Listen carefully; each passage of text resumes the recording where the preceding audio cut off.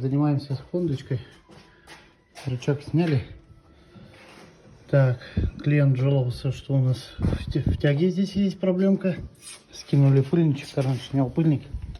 Пыльничек был вот так застегнут. Хомутик не на месте был. Так, и смотрим туда вовнутрь.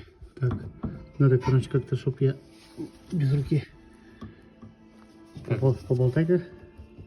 Да, и внутри вот, где втулочка, там стучит рейка у нас сухая.